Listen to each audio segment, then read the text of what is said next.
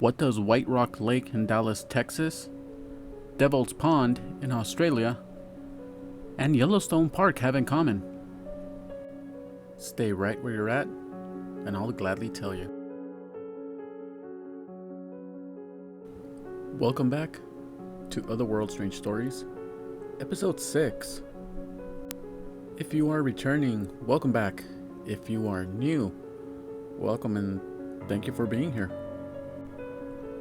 In this episode, I'll be reading 3 short stories from haunted waters from around the world. Australia, the home to many deadly creatures, beautiful scenery, vast desert, and home to the Devil's Pool, which is located in Babinda Creek. The Devil's Pool, as it's known, is actually very important to the Aboriginal people of Australia. The waterhole holds a vile, exceptionally old Aboriginal history. Throughout the course of recent years, something like 15 men have lost their lives at Devil's Pool. Legend says prohibited love is the reason. As the story goes, there was a young lady by the name of Ulana. She was from the Yidinji clan. She married one of her seniors from her own clan by the name of Warunu. But before long, she actually started yearning for another gentleman from an adjoining clan. This man's name is Digga. Soon after they met, they decided that they wanted to leave together and live together. So they left.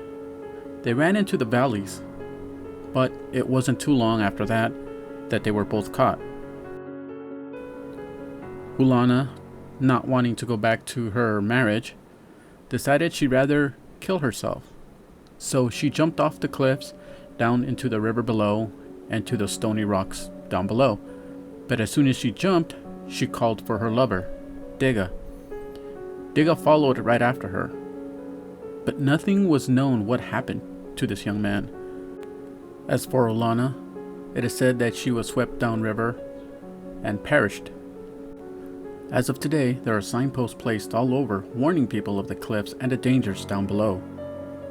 Some travelers say when they're close by these cliffs, they can hear the weeps of Ulana calling to her lover, Digga. This is just one story from the Devil's Pool in Australia, and I am sure there is many more stories to come for. Lower Yellowstone Falls. The greatest cascade in Yellowstone is the most well known in the park. As a matter of fact, the 308-foot tall cascade is the second most shot spot in Yellowstone, with Old Faithful Geyser being the first. The Cascades can be a wonderful and yet frightening place to be. They offer a feeling of tranquility. Going past its outer beauty, the Cascades can have a very bad reputation. For example, in 1870, an American group of Minutemen, 5 of them, and their guide went investigating deep in the gullies of Yellowstone. For those of you who don't know, Minutemen were a group of American militia who back in 1800s were ready to go at a minute's notice for any type of confrontation. Now, while investigating, the Minutemen were surprised and confronted by the natives. The natives in return stole their horses and ran off to a river. Well, when they chose to run to the river, the Minutemen were able to catch up to them. But by the time they were able to catch up to them, the natives were able to get on a pontoon boat that they made, and they were crossing. Unfortunately, they decided to cross where the rapids were going fast, so the pontoon wasn't strong enough to carry all of the people and all of the horses. Soon after, the pontoon started to sink. When the pontoon started to sink, the horses were able to get off and swim to the other side, they were to cross, but the natives weren't able to. They were trying desperately to row across the river, but they were swept away by the rapids. Knowing the end was near, the tribesmen began to sing their song of demise. It is said the Minutemen raised their caps in salute as they went over the edge. Now there has been some rumors saying that 2 falcons shouting flew by around the same time this happened. Rumors say that people from far and wide who visit this area where the falls are located, they can still hear the humming of the demise song the tribesmen sang. And some even say they can hear falcons, even though there's none around.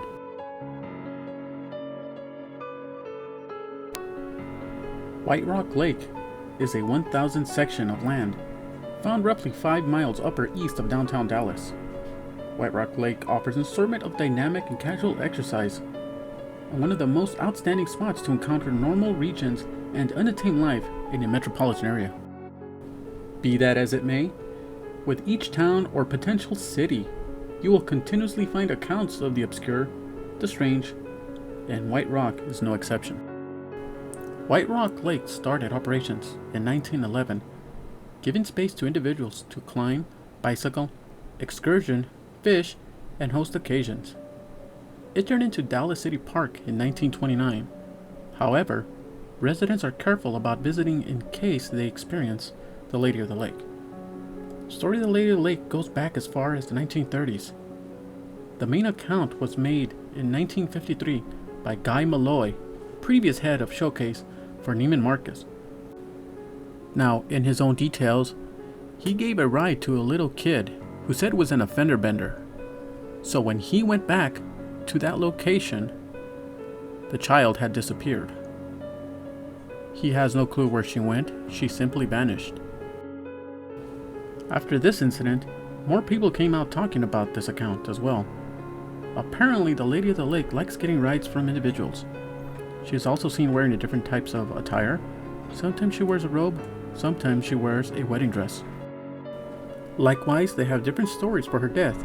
Sometimes they say it's a sailing mishap. Others say that it was self-destruction or murder self-destruction. What they don't contrast is in the ride itself. She is frequently seen out and about, close to White Rock, usually around the evening time, and frantically trying to get vehicles to pick her up. Now when she is given a ride, she doesn't talk. Most of the time she is crying through the vast majority of the ride. As the ride comes to an end, the lady seems to either vanish or jump out of the vehicle entirely. So when the individuals get to the location where she said she lives, they find out that she is an actual carbon copy of the person who used to live there a long time ago. And that was 3 stories from haunted waters from around the world. From Forbidden Love at Devil's Pool in Australia to Lower Falls in Yellowstone, with tribemen going over the falls, to a phantom hitchhiker at White Rock Lake near Dallas. How many of these stories are actually true? How many of these stories are just made up, just for tourism? How many more stories are actually out there that have not been told? I'm sure there is plenty of stories out there that are still yet to be discovered. That will do it for this episode. Thank you for joining me, and if you have any stories that you would like me to read, please feel free to send them to silentcreep74@gmail.com. Until next time, remember, stay safe and have a creepy night.